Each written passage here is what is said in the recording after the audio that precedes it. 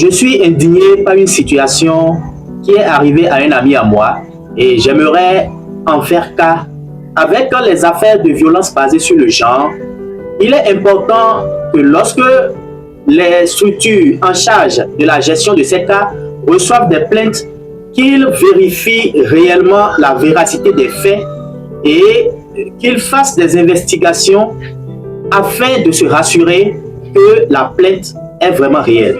Certaines femmes profitent de ce fait que la loi frappe dur sur les cas de violence basés sur le genre pour formater des histoires à l'encontre de personnes bien intentionnées, juste dans le désir de ternir leur image ou de porter atteinte à leur intégrité. L'histoire que je m'en vais vous raconter, je ne vais pas aller en profondeur. L'homme et la femme étaient ensemble et tout allait bien. L'homme, à un moment donné, a présenté même la fille à ses parents et lui a trouvé une chambre parce que elle était venue dans l'espoir de faire un stage professionnel. Elle était chez sa sœur, mais arrivé à un moment donné, sa sœur a trouvé qu'il faille qu'elle puisse louer un local pour pouvoir être plus à l'aise, vu que chez elle, c'est beaucoup plus restreint. La fille en a parlé à son petit ami, qui était l'homme, et l'homme a décidé de l'installer dans la maison familiale. Une maison, une chambre bien équipée avec tout à sa disposition, et même lui donnait de l'argent de poche journalièrement, ou je vais dire hebdomadairement. Mais arrivé à un moment donné, la fille a décidé de quitter et de partir. L'homme n'habitait pas dans la même ville. Son travail l'amenait à aller dans une autre localité. Et à son retour, on lui soufflait que notre jeune homme venait en son absence, en pleine nuit, auprès de sa copine. Et quand la fille est partie de là, elle a commencé à narquer le jeune, à lui faire des chantages. Elle est tombée enceinte et après, elle a prouvé non, qu'elle n'était pas enceinte, mais qu'elle avait eu des infections, des trucs comme ça. Donc elle avait commencé à escroquer l'homme, à lui faire du chantage pendant un bon moment.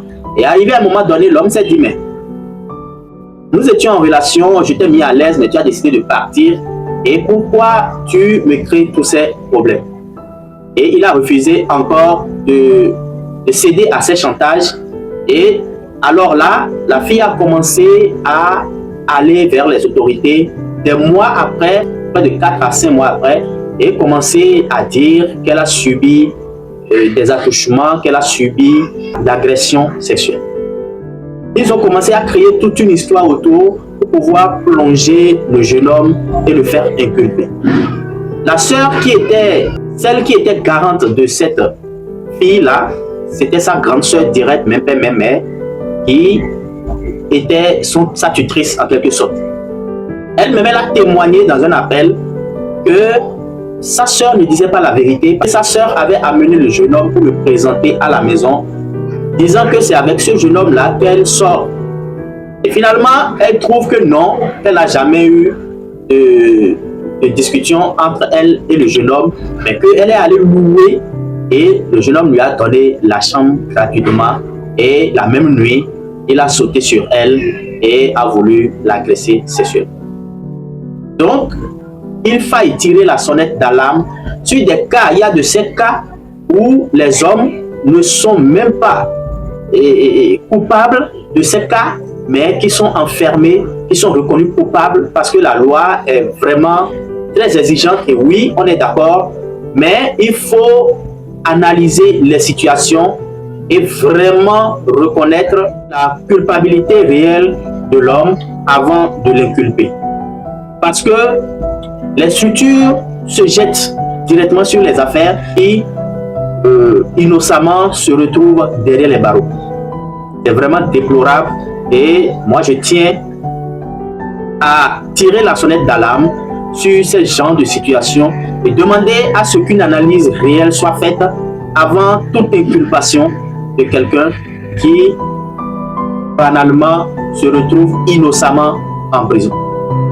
Cette histoire m'a vraiment touché et je tenais à partager avec vous où des hommes innocemment sont accusés d'agression sur des femmes. C'est vrai, ce n'est pas à tolérer. Mais il faudra réellement reconnaître la culpabilité de l'homme avant de l'enfermer derrière les barres. C'est très important. Parce que beaucoup d'innocents, à travers cette histoire, sont en train de se retrouver en prison pour rien du tout.